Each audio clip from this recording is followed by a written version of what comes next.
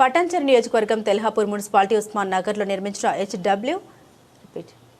పటాన్చెరు నియోజకవర్గం తెల్లాపూర్ మున్సిపాలిటీ ఉస్మాన్ నగర్లో నిర్మించిన హెచ్ఎండబ్ల్యూఎస్ ఎస్బీ నీటి రిజర్వాయర్ను ఎమ్మెల్యే గూడెం మహిపాల్ రెడ్డి, ఎంపీ రఘునందన్ రావు, పట్టభద్రుల ఎమ్మెల్సీ అంజిరెడ్డితో కలిసి ప్రారంభించారు. ఈ ప్రాజెక్టు ద్వారా పటాన్చెరు పరిసర ప్రాంతాల ప్రజలకు తాగునీటి సమస్యకు శాశ్వత పరిష్కారం లభిస్తుందని వారు తెలిపారు. ఈ కార్యక్రమంలో తెల్హాపూర్ మాజీ కౌన్సిలర్లు చిట్టి ఉమేశ్వర్, మాజీ సర్పంచులు శ్రీనివాస్, శ్యామరావు, డోకూరి రవీందర్ రెడ్డి, గ్రామ ప్రజలు పాల్గొన్నారు.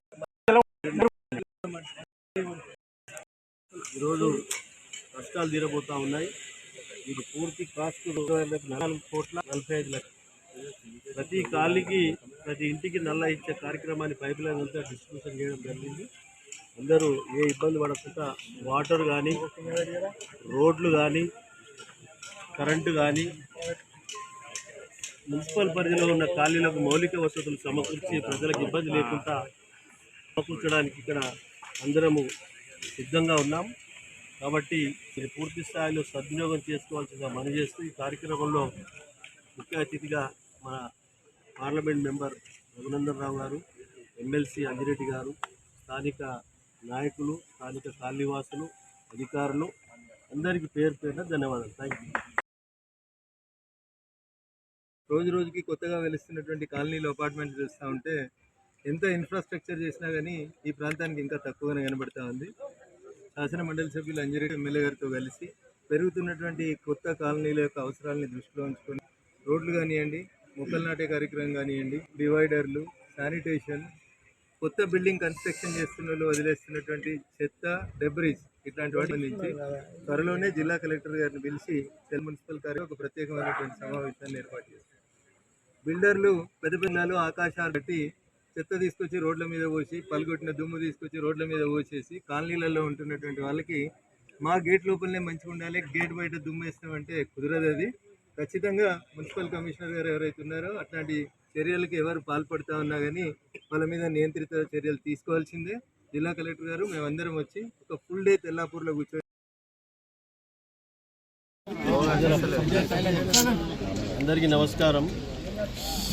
ఈరోజు తెల్లాపూర్ మున్సిపాలిటీలో అలాగే అమీన్పూర్ మున్సిపల్ పరిధిలో భాగంగా 2 రిజర్వాయర్లు ఓపెన్ చేయడం జరిగింది. ఇది పూర్తి స్థాయిలో విత్ పైప్ లైన్లతో సహా కంప్లీట్ చేయడం జరిగింది. ఏ కాలనీకి వాటర్ లోటు లేకుండా ఈరోజు కష్టాలు తీరబోతూ ఉన్నాయి.